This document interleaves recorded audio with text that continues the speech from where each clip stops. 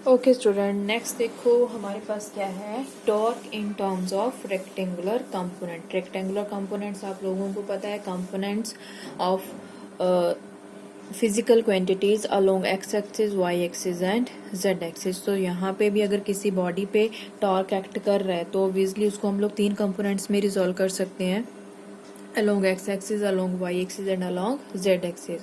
तो उसी टर्म में हम लोगों ने यहाँ पे क्या कैलकुलेट करना है, torque. So we know that torque किसके इक्वल होता है, tau is equal to R cross F.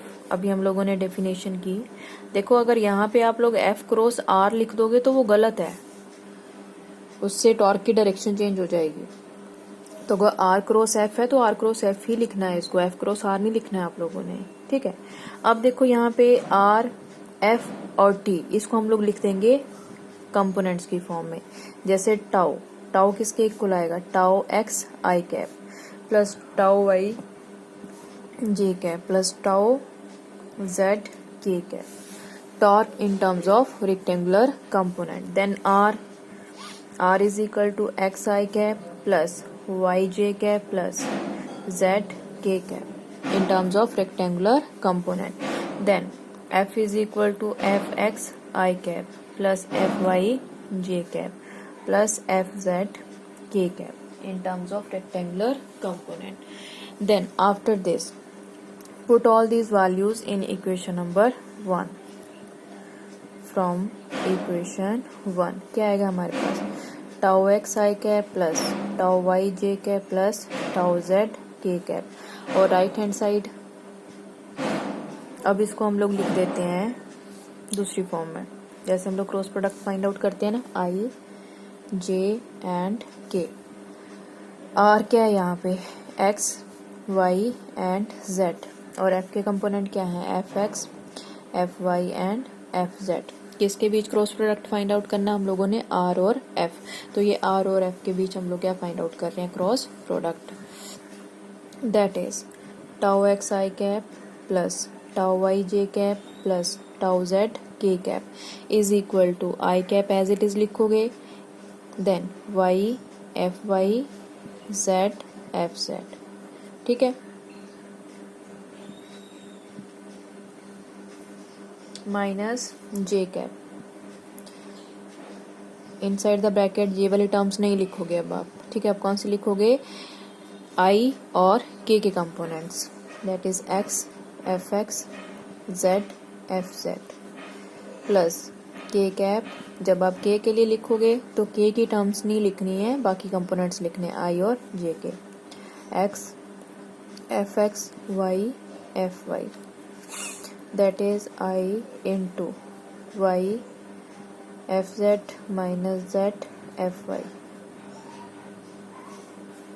Minus as it is J as it is, multiply कर दो यहाँ पे X F Z minus Z F X plus K cap as it is, multiply कर दो X F Y Y F X, ठीक है, minus sign के साथ। ये माइनस साइन हम लोग फॉर्मूला में ही आता है, ये इज इक्वल। अब हम इसको कंपेयर करते हैं कि हमने तो एक्चुअल में क्या फाइंड आउट करना है, tau X tau Y and tau Z. तो आई जे के की टर्म्स हम लोग left hand side right hand side इसके कंपोनेंट्स को क्या कर देंगे, कंपेयर कर देंगे, ठीक है। कंपेयरिंग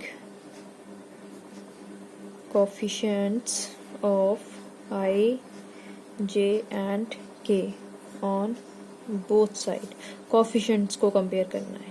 कोफिशिएंट समझते हो ना, जो आई के साथ टर्म लगी है। So here we have the coefficient of I is tau X, the coefficient of I is this term, तो इन दोनों को कंपेयर कर दो। Tau X is equal to Y F Z minus Z F Y, then coefficient of J is tau Y, इधर क्या है minus X F Z minus Z F X, tau Z is equal to, tau Z किसके equal है, x F Y minus Y F X, इसमें minus अंदर multiply कर दो, Z F X minus F X F Z. So this is the torque in terms of its component, rectangular component. ठीक है, यहाँ पे हम लोगों ने टॉर्क को रिजॉल्व कर दिया in components. Tau X is component of torque along X axis, tau Y is component of torque along Y axis, tau Z is component of torque along Z axis.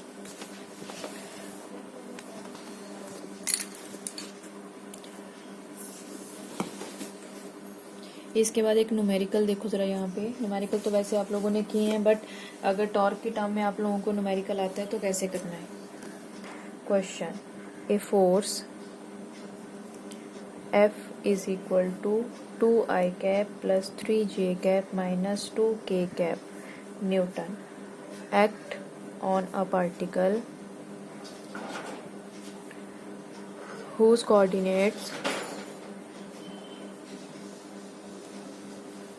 are 1 meter, 2 meter and minus 2 meter. Find torque. ठीक है, तो यहाँ पे हमें क्या दे रखा है, force की वैल्यू दे रखी है। फोर्स कितनी दे रखी है, 2I cap plus 3J cap minus 2K cap Newton, और साथ में कोऑर्डिनेट्स दे रखे हैं। कोऑर्डिनेट्स मतलब, कोऑर्डिनेट्स हम कैसे लिखते हैं, एक्स वाई एंड जेड। तो मतलब ये एक्स की वैल्यू है, ये वाई की वैल्यू, और ये किसकी वैल्यू है, जेड की वैल्यू। तो अगर आपने आर लिखना है, पोजीशन वेक्टर लिखना है R, that will be equal to 1 I cap plus 2J cap minus 2K cap, ये आ जाएगा। ठीक है, कोऑर्डिनेट्स दिए हैं, आप कोऑर्डिनेट्स को वेक्टर की फॉर्म में लिख सकते हो लाइक दिस। उसके बाद now you have to find tau. Tau क्या होता है, R cross F. So R cross F find out करो। यहाँ पे आर क्रॉस एफ कैसे फाइंड आउट करना है आपने, I cap plus 2J cap minus 2K cap cross 2I cap plus 3J cap minus 2K cap IJK, that is 1 2 minus 2 2 3 minus 2। so I as it is into क्या आएगा यहाँ पे, 2 3 minus 2 minus 2 minus J bracket में क्या आएगा, 1 2 2 3 plus K cap 1 2 2 and 3। ये चीज़ें already आप लोगों को समझा रखी हैं। ठीक है, जब वेक्टर किया था हम लोगों ने वहां पे ये चीजें की थी। So is equal to tau is equal to -4 minus 6 I cap minus J cap 3 minus 2 2 ज़ा 4 plus K cap 3 minus 4। Tau is equal to -4 plus 6 I cap minus J cap minus 1 plus K cap minus 1।